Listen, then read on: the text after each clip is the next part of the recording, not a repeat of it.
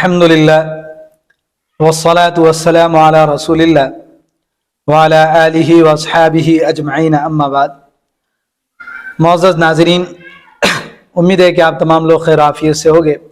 दरअसल फ़िलिस्तीन और अहले फ़िलिस्तीन और इसराइल के दरमियान जो नागुफ्ता भी हालात है और जो तकलीफ़ दे हालात है, उन तमाम चीज़ों को आप तमाम हज़रात देख भी रहे हैं, सुन भी रहे हैं और तमाम एक एक चीज़ की खबरें जो है हम लोगों तक सोशल नेटवर्क के ज़रिए, सोशल मीडिया के ज़रिए से पहुंच रही है। हम दुआ करते हैं कि अल्लाह ताला वहाँ के हालात को खुशगवार बनाए, पुरअमन बनाए और अहले फ़िलिस्तीन को यहूदी और सहयूनी ताकतों के मुकाबले में फ़तहयाब व कामयाब कामरान फरमाए। बहरहाल देखिए, फ़िलिस्तीन और अहले फ़िलिस्तीन से हमारी मोहब्बत फ़कत मस्जिद अक़सा की वजह से नहीं है। हाँ, इतनी बात ज़रूर है कि मस्जिद अक़सा भी हमारे लिए वाजिबुल एहतराम है और हमारे लिए मुक़द्दस जगह है, चूँकि वो अर्ज़ुल अंबिया है, सरज़मीन अंबिया है। बहुत सारे अंबिया अलैहिमुस्सलातु व तस्लीम की हयात तय्यबा वहाँ से वाबस्ता है और ख़ुद मेरे और आपके नबी ताजदार मदीना, ताजदार ख़त्म नबूवत हज़रत मोहम्मद मुस्तफ़ा सल्लल्लाहु अलैहि वसल्लम का सफ़रे मेराज भी जो शुरू हुआ, उसकी इब्तिदा और इंतहा वहीं पर हुई है।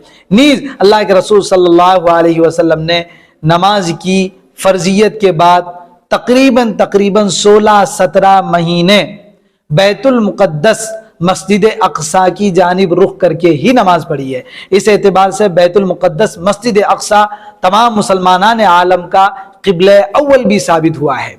और भी बहुत सारे फ़ज़ाइल मस्जिद अक़सा के, बैतुल मुक़द्दस के, फ़िलिस्तीन के कुरान व अहादीस के अंदर मौजूद है और मुसलमानों की एक बेहतरीन तारीख़ वहाँ से वाबस्ता है। इस एतबार से भी तमाम मुसलमान तकलीफ में मुब्तला है।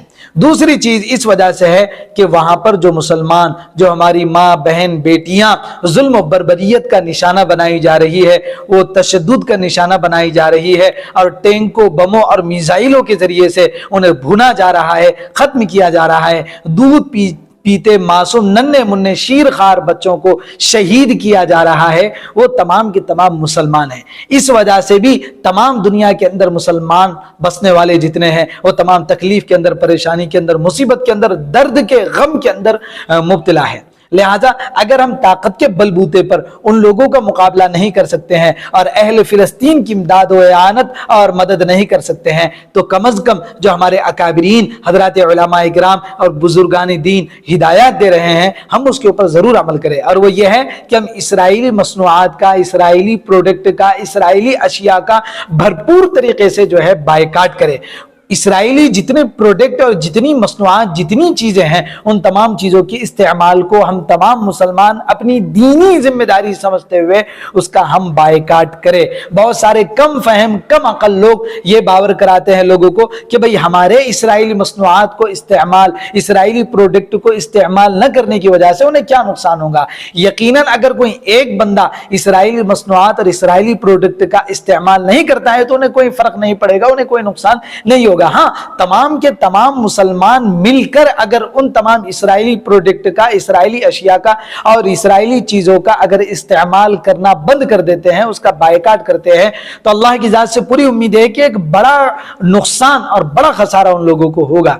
और ये हमारी अपनी जिम्मेदारी है। जर्रा बराबर फिलिस्तीन और अहले फिलिस्तीन से हमारे दिलों के अंदर मोहब्बत है, ईमान के नाते, मस्जिद अक़सा के नाते, तो हम इस काम को जो अकाबिर उलमा इकराम, बुजुर्गान दीन हमें बता रहे हैं कि हम इसराइली मसनूआत का और उनकी प्रोडक्ट का बायकाट करें, हम अपनी दीनी जिम्मेदारी समझते हुए इस्लाम के नाते, मुसलमान होने के नाते हम इस चीज को करें।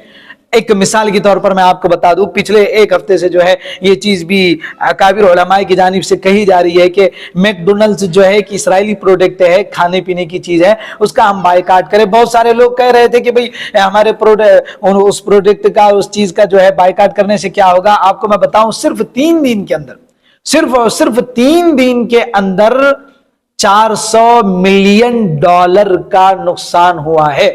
غالباً 400 یا 4000 ملین ڈالر کا اس کو نقصان ہوا ہے۔ یہ کس وجہ سے ہوا؟ تمام مسلمانوں نے جو ہے اس کا بائیکاٹ کیا، یہاں تک کہ عرب ممالک میں تک، عرب امارات کے اندر تک جو ہے میک ڈونلڈز کے جو دکانیں ہیں، جو شاپ ہے، وہ تمام کی تمام ویران پڑی ہوئی ہے، کوئی مسلمان وہاں سے خریدی نہیں کر رہا ہے۔ لہٰذا ہماری بھی اپنی ذمہ داری ہے کہ ہم جو ہے اس کا بائیکاٹ کرے، تمام اسرائیلی مصنوعات کا، تمام اسرائیلی چیزوں کا، تمام اسرائیلی مصنوعات کا بائیکاٹ کرے، خود بھی بائیکاٹ کرے اور تمام مسلمانوں کو جو ہے اس کی دعوت بھی دے اور اس کی ہدایت بھی دے کہ ہم لوگ جو ہے ان تمام چیزوں کا بائیکاٹ کرے۔ دیکھیے اگر ہم ان چیزوں کا استعمال کرتے ہیں تو انہیں نفع ہوتا ہے، فائدہ ہوتا ہے، اور وہ فائدہ کہاں استعمال کرتے ہیں؟ وہی فلسطین کے شیر خوار بچوں کے سینوں کے اندر گولیاں داغ دیتے ہیں وہ لوگ۔ ہمارے اس منافع، ہمارے ذریعے جو حاصل منافع انہیں ہوا ہے، اس منافع کے ذریعے سے وہ لوگ فلسطین و اہل فلسطین کو ظلم و بربریت کا، ظلم و تشدد کا نشانہ بناتے ہیں۔ اس لیے امید ہے کہ آپ لوگوں کو بات سمجھ میں آئی ہوگی۔ ہمارے اکابر علماء کرام کی باتوں پر، ان کے نقش قدم پر چلتے ہوئے ہم لوگ اس پر عمل ضرور کریں۔ جزاکم اللہ خیر و احسن الجزاء۔ السلام علیکم ورحمۃ اللہ وبرکاتہ۔